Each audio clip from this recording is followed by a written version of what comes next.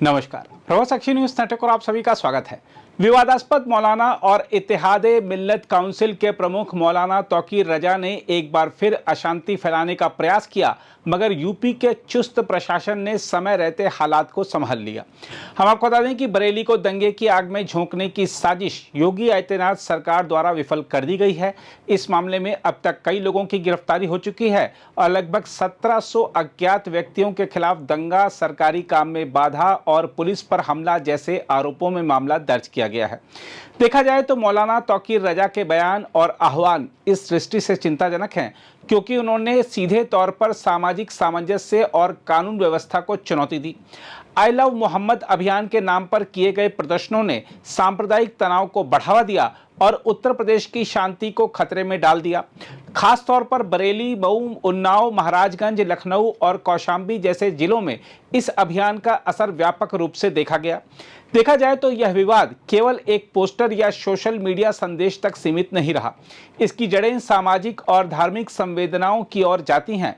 हम आपको बता दें कि इस मुद्दे की शुरुआत 4 सितंबर को उत्तर प्रदेश के कानपुर में ईद मिलाद उन नबी जुलूस के दौरान हुई थी, जब जुलूस मार्ग पर आई लव मोहम्मद पोस्टर लगाया गया था। उस समय स्थानीय हिंदू समूहों ने आरोप लगाया था कि यह पोस्टर जानबूझकर उस स्थान पर लगाया गया जहां रामनवमी जैसे हिंदू त्योहार मनाए जाते हैं। इसके तुरंत बाद दोनों समुदायों के बीच तनाव पैदा हो गया। हिंदू समुदाय ने अपने पोस्टर हटाए जाने की शिकायत की, जबकि मुस्लिम समुदाय ने कहा कि उन्हें अपने पैगंबर के प्रति प्रेम व्यक्त करने के कारण निशाना बनाया गया। दूसरी ओर देखा जाए तो मौलाना तौकीर रजा के बयान और उकसावनापूर्ण कार्य उत्तर प्रदेश की सामाजिक शांति के लिए गंभीर चुनौती हैं। ऐसे लोगों की नीतियों और आंदोलनों से न केवल कानून व्यवस्था प्रभावित होती है, बल्कि धार्मिक और सामाजिक सद्भाव भी जोखिम में पड़ता है। इसलिए यह आवश्यक है कि प्रशासन, कानून प्रवर्तन एजेंसियां और समाज मिलकर ऐसे विभाजनकारी तत्वों के खिलाफ ठोस कदम उठाएं। शांतिपूर्ण सह अस्तित्व को बनाए रखना हर नागरिक की जिम्मेदारी है और किसी भी उकसावे को सामाजिक शांति के लिए खतरा नहीं बनने दिया जाना चाहिए।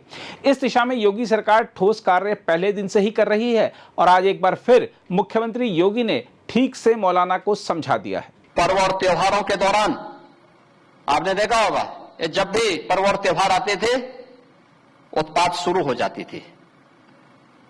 अब उत्पातियों और उपद्रवियों को पता लगेगा कि 7 पीढ़ियां याद आएंगी उनको,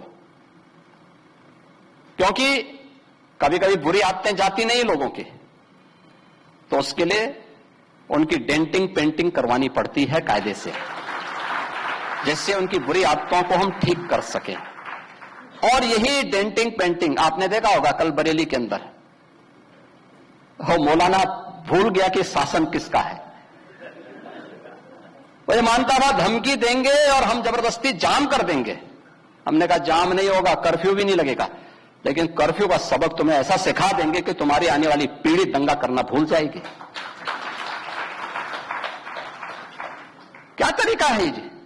आप सिस्टम को ब्लॉक करना चाहते हैं। और यह प्रवृत्ति थी यूपी के अंदर, 17 के पहले यही होता था। और हम इसी बात को कह सकते हैं कि 17 के बाद हमने कर्फ्यू भी नहीं लगने दिया, लेकिन ऐसे बैरियर को चुन चुन करके वे जिस प्रकार की भाषा को समझते थे उस प्रकार की भाषा से उनको समझा करके उसको उसकी सजा दिलाने का काम भी किया है। और उत्तर प्रदेश की ग्रोथ स्टोरी यहीं से शुरू होती है।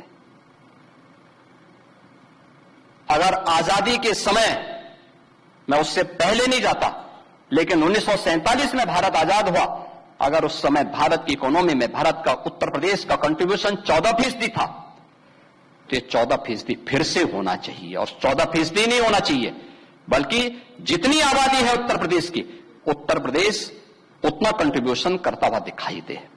ये हमारा राष्ट्रीय धर्म है और दायित्व भी है, और उसी के तहत ये सब कार्य योजना बन रही है। अगर आप भी लेना चाहते हैं देश दुनिया की तमाम जानकारी, तो आज ही सब्सक्राइब करें हमारे चैनल को। साथ ही नीचे दिए बेल आइकन को जरूर दबाएं ताकि हर अपडेट आप तक पहुंच सके।